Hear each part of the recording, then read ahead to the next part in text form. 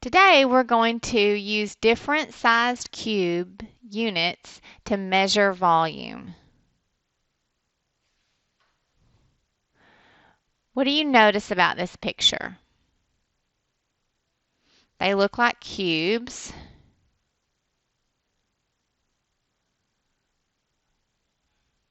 They're different sizes, and one of the cubes is taller than the boy.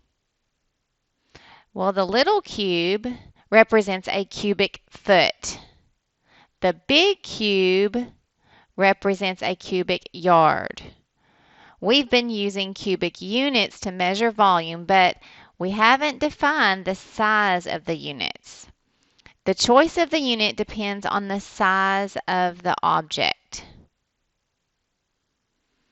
So, for each object, let's choose the cubic unit you would use to measure the volume.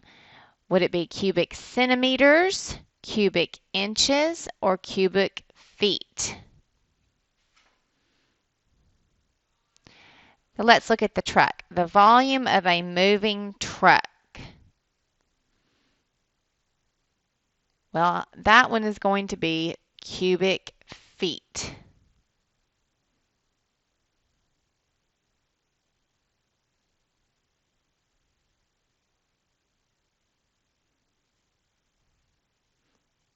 What about the volume of a freezer? Well, it depends on the type of the freezer that you have. If you're measuring the freezer in your house, it would be a cubic feet.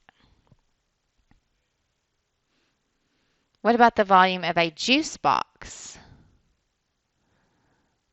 Well, we know it's not cubic feet, so it's either cubic inches or cubic centimeters.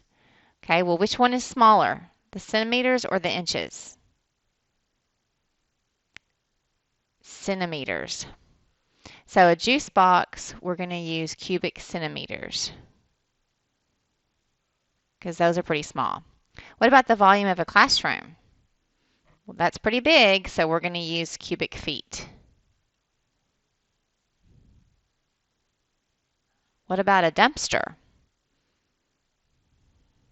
Those are pretty big, so we're going to use cubic feet.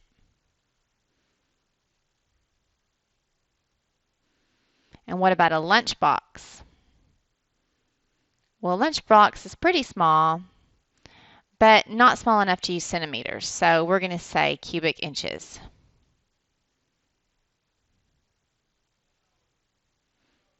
So all of these are units. Centimeters, inches, feet. Those are units that we use to measure. How do you decide which unit makes sense? Well, I try to pick a unit that is not much smaller or much larger than the object that's being measured.